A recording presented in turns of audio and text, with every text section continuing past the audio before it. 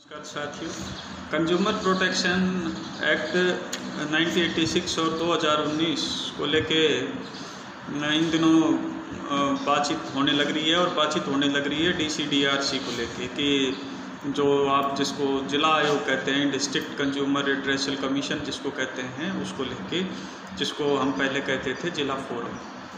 पिछले वीडियो के अंदर मैंने आपके साथ जो सेक्शन 36 और जो 37 था 36, 37 2019 का, उसको लेके बातचीत की थी। और जो 36 जो सेक्शन है वो बात करता है प्रोसीडिंग बिफोर डिस्ट्रिक्ट कमीशन की। और प्रोसीडिंग को लेके मैंने ये बताया था आपको कि प्रोसीडिंग में एक अध्यक्ष और उसके साथ कम से कम एक सदस्य का होना जरूरी है। 1986 के अंदर भी ये ही बात की गई है। और जहाँ तक एडमिसिबिलिटी की बात है तो उसमें ये समय दे दिया गया कि साधारण जो परिस्थितियाँ हैं, जो ऑर्डिनरी सिचुएशंस हैं, उसमें कंप्लेंट फाइल करने के विद इन 21 डेज, यानी कि कंप्लेंट फाइल करने की 21 दिन के भीतर ये डिसाइड कर दिया जाएगा कि कंप्लेंट को रिजेक्ट किया जा रहा है या कंप्लेंट को एक्सेप्ट किया जा रहा है, स्वीकार किया जा रहा है। उसको एडमिसिबिलिटी डिसाइड कर दी जाएगी। एडमिसिबिलिटी डिसाइड करने से पहले सेक्शन 35 की जो आवश्यकताएं हैं उसको पूरा कर दिया जाएगा। यानी कि जो परिवाद करता है वो या तो कंज्यूमर होना चाहिए, या रजिस्टर्ड कंज्यूमर एसोसिएशन होना चाहिए, या CCPA होना चाहिए, या फिर वन और मोर कस्टमर्स, कब, जब क्लास एक्शन सूट की स्थिति हो तब। इसके बाद की जो बात आई थी वो ये आई थी कि भाई एडमिसिबिलिटी यदि डिसाइड करते समय ये बात आए कि भाई ये तो रिजेक्ट की जाएगी, तो रिजेक्ट करने से पहले सुने जाने का अवसर दिया जाना चाहिए अपोजिट पार्टी को। जो अपोजिट पार्टी है उसको अपॉर्चुनिटी दी जानी चाहिए बीइंग हर्ड, कि सुनवाई का युक्त अवसर दिया जाना चाहिए। यदि 21 दिन के भीतर डिसाइड नहीं किया जाता है एडमिसिबिलिटी को, तो ये मान लिया जाएगा कि जो कंप्लेंट है उसको स्वीकार डिस्ट्रिक्ट फोरम के द्वारा कर दिया गया है। उसके बाद जो प्रावधान आए थे वो आए थे सेक्शन 37 के। और जो 37 सेक्शन है वो कहता है कि पहली सुनवाई पे ऑन फर्स्ट हियरिंग या फिर ऑन ए लेटर स्टेज, जब डिस्ट्रिक्ट कमीशन को ऐसा लगता है, यानी कि निर्णय से पहले, प्रथम सुनवाई पे या फिर निर्णय से पहले किसी भी स्टेज के ऊपर डिस्ट्रिक्ट कमीशन को ये लगता है कि भाई ये जो केस है ये मीडिएशन इसमें संभव है, तो वो पार्टीज़ से मीडिएशन के लिए कह सकता है। और यदि पार्टीज़ तैयार हो जाती हैं तो वो कहता है कि भाई आप अपनी लिखित सहमति दे दें। लिखित सहमति किस बात को लेके कि भाई हम मीडिएशन के लिए तैयार हैं, अपोजिट पार्टी दे दे और जो कंप्लेनेंट है वो दे दे, दोनों लिख के दे दें कि, और कितना समय दिया उसमें कि 5 दिन का। और उसके अंदर जो चैप्टर है वो भी प्रावधान यहाँ पे अध्याय 5 के लागू हो जाते हैं। सेक्शन 37 ये बात कहता है।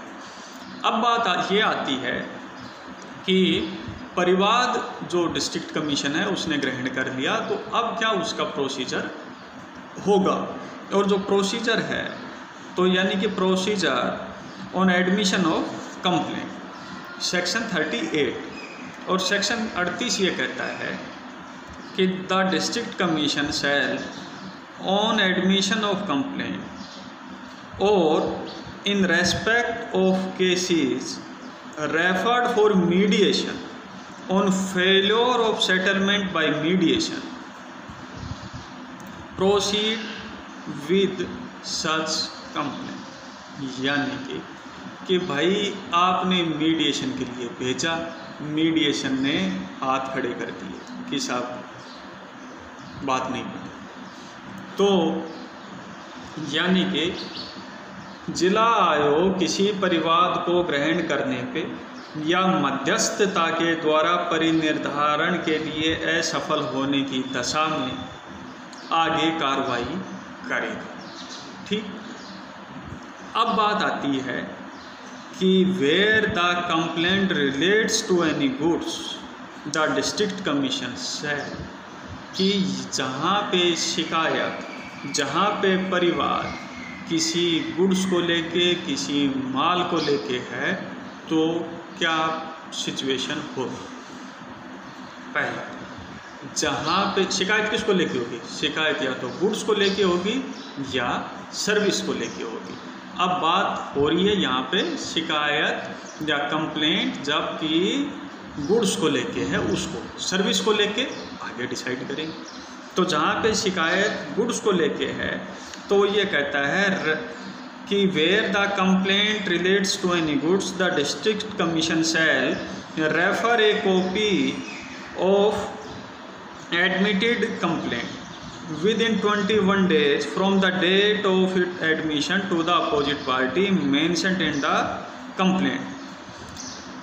कि भाई जो कंप्लेंट के अंदर जो अपोजिट पार्टी है उसको 21 दिन के अंदर नोटिस दे देगा। कौन? डिस्ट्रिक्ट कमीशन दे देगा।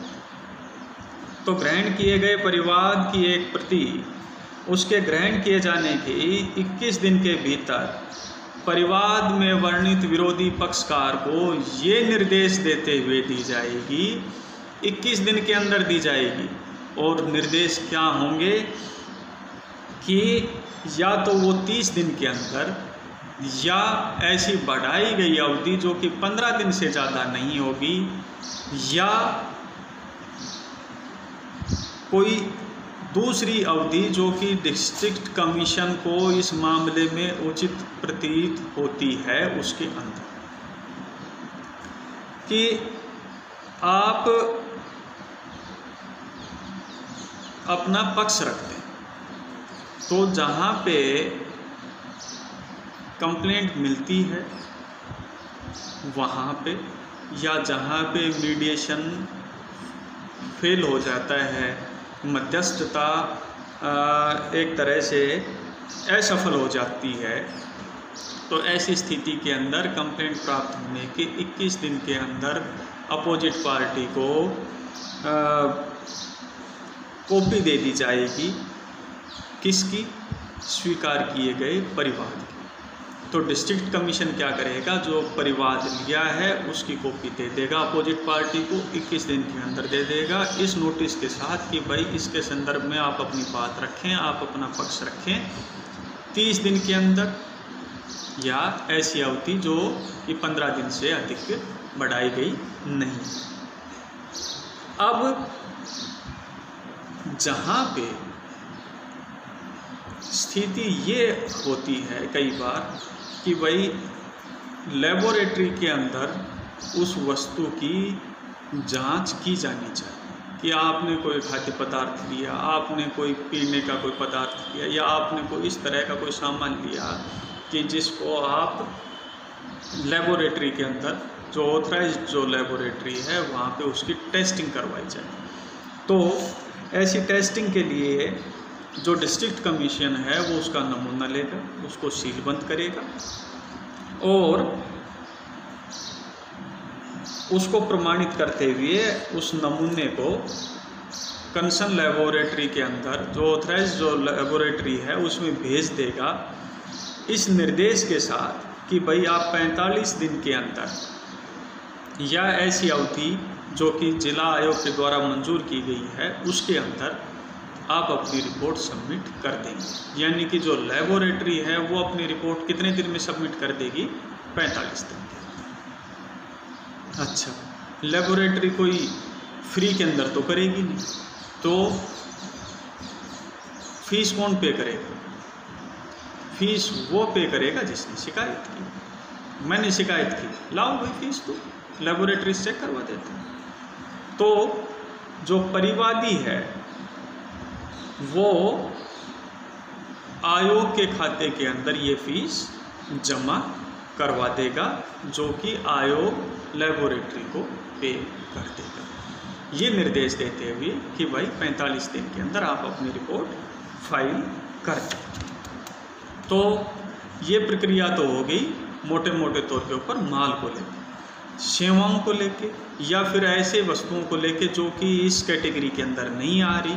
इस सिचुएशन के अंदर भी सेम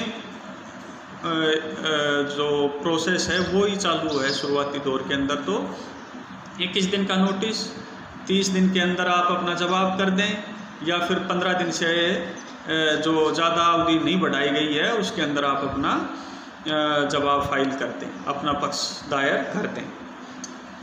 अब जहाँ पे विरोधी पक्षकार ने, अपोजिट पार्टी ने विरोध किया, उसके द्वारा कहे गए कथनों यदि स्वीकार कर लिया तो फिर तो बात ही खत्म। विरोध किया तो फिर क्या होगा, तो फिर डिसाइड होगा कि on the basis of evidence brought into notice by the complainant and the opposite party, कि भाई जो मेरिट के ऊपर एक तरह से डिसाइड हो जाएगा, उस एविडेंस के ऊपर ये सब कुछ डिसाइड होगा, जो कि कौन प्रोवाइड करवाएगा, कौन लेके आएगा, या तो कंप्लेनेंट लेके आएगा या फिर अपोजिट पार्टी लेके आएगी। तो on the basis of evidence brought to its notice by the complainant and the opposite party, इसको लेके यानी कि ऑन एविडेंस आप डिसाइड कर देंगे। जहाँ पे जो परिवादी है वो निर्धारित समय के अंदर अपना जवाब दाखिल नहीं करता तो फिर एक्स पार्टी कर देंगे, यानी कि एक पक्षीय कार्रवाई कर देंगे। जहां विरोधी पक्षकार आयोग द्वारा प्रदत्त किए गए समय के भीतर अपना मामला जो है वो नहीं, जिसको कहते हैं रिप्रेजेंट नहीं कर सकता, नहीं कर पाया, तो फिर ऐसी स्थिति के अंदर एक्स पार्टी हो जाएगा। तो ex parte on the basis of evidence brought to its notice by the complainant where the opposite party omits or fail to take any action to represent his case within the time given by the commission, कि जहाँ पे commission के द्वारा दिए गए समय के भीतर अपोजिट पार्टी ने अपना जवाब दाखिल नहीं किया, तो फिर एविडेंस जो कि कंप्लेनेंट ने प्रोवाइड करवाए उसके बिहाफ के ऊपर एक पक्षीय एक्स पार्टी कार्रवाई हो जाएगी डिस्ट्रिक्ट कमीशन के द्वारा। अब जो बात जो आती है वो ये आती है कि 2019 का जो चेंज है वो क्या है। 2019 का जो चेंज है वो है वीडियो कॉन्फ्रेंसिंग को लेके, कि provided that where an application is made for hearing or for examination of parties in person or through video conferencing the district commission may on sufficient cause been shown after recording its reason in writing allows the same, कि जो जिला जो आयोग है वो in return अपने जो पर्याप्त हेतुक है वो लिख देगा, और वो लिखने के बाद अलाउ कर देगा किसी के एग्जामिनेशन के लिए या किसी को सुने जाने के लिए वीडियो कॉन्फ्रेंसिंग, कि आप थ्रू वीसी भी आप अपनी सुनवाई कर सकते हैं। देखिए 35 के अंदर क्या कहा कि इलेक्ट्रॉनिकली आपने एप्लीकेशन फाइल कर दी, मेरी सुनवाई है, बेंगलोर मैंने केस फाइल कर दिया। उससे पहले क्या था कि कहाँ पे फाइल किया जाता, कि फाइल किया जाएगा अपोजिट पार्टी जहाँ पे निवास करती है, कब किया जाएगा, या वहाँ पे जहाँ पे कंप्लेनेंट निवास करता है या अपना साधारणतः कारोबार करता है। 2019 के अंदर ये चीज़ जोड़ दी गई। तो जब जहाँ पे कंप्लेनेंट करता है तो कोई समस्या नहीं है, जहाँ पे अपोजिट पार्टी निवास करती है वहाँ भी कोई समस्या नहीं है। कैसे कर सकते हैं, इलेक्ट्रॉनिकली फाइल कर सकते हैं। मैंने कोई केस फाइल कर दिया बेंगलोर, कैसे कर दिया, थ्रू मेल कर दिया। फीस कैसे पे कर दी, इलेक्ट्रॉनिकली कर दी। सेक्शन 35 कहता है कि इलेक्ट्रॉनिकली पे कर सकते हो। अब बेंगलोर में मैंने जब इलेक्ट्रॉनिकली फाइल भी कर दिया, इलेक्ट्रॉनिकली फीस भी पे कर दी, तो मेरा जाना क्या ज़रूरी है। तो मैंने थ्रू वीसी परमिशन ले ली, थ्रू वीसी मैंने अपने सुनवाई का अवसर जो दिया गया था उसको पूरा कर दिया, या फिर पूरा कर दिया मैंने एग्जामिनेशन को। कि भाई तो जो 2019 का जो एक्ट है वो एक तरह से टेक्नोलॉजी के टेक्नो फ्रेंडली आप उसको एक्ट कह सकते हैं कि वो टेक्नोलॉजी को भी के इस्तेमाल को भी परमिशन दे रहा है। अच्छा, जहाँ पे तक एक और जो बात आई वो ये आई कि जो डिस्ट्रिक्ट कमीशन है वो इंटरिम ऑर्डर भी पास कर सकता है, अंतरिम आदेश भी जारी कर सकता है किसी भी पक्षकार को कि भाई जहाँ जिला आयोग है वो कार्रवाई लंबित रहने के दौरान आवश्यक प्रतीत होता है तो मामले के तथ्यों और परिस्थितियों के आधार के ऊपर भी अंतरिम आदेश जारी कर सकता है, इंटरिम ऑर्डर जारी किए जा सकते हैं। तो जो 2019 का जो एक्ट है वो इंटरिम ऑर्डर की बात करता है, वीसी की बात करता है और एक तरह से शीघ्र विचारण के संदर्भ के अंदर बातचीत करने लग रहा है। अब जो फाइंडिंग ऑफ डिस्ट्रिक्ट कमीशन क्या रहती हैं कि जिसके अंदर वो ये भी कह सकता है कि भाई आप कीमत वापस दो या फिर आप सामान को ठीक करके दे दो या फिर सामान को नए सामान से बदल दो या आप जो लेबोरेटरी ने जो रिपोर्ट दी है उसके ब्याफ के ऊपर यदि वो कोई गलती बताते हैं तो आप उसको ठीक कर दो। तो इस तरह की जो या फिर कोई वो दंडात्मक जो कोई बातें हैं वो कहता है या फिर किसी विज्ञापन को लेके कि भाई सुधारात्मक विज्ञापन जारी कर दो, इसको लेके कोई बातचीत करता है। तो ये जो इसके जो निष्कर्ष हैं, जो फाइंडिंग्स है, उसको लेके मैं आपके साथ अगली वीडियो में बात करूँगा। तब तक के लिए नमस्कार।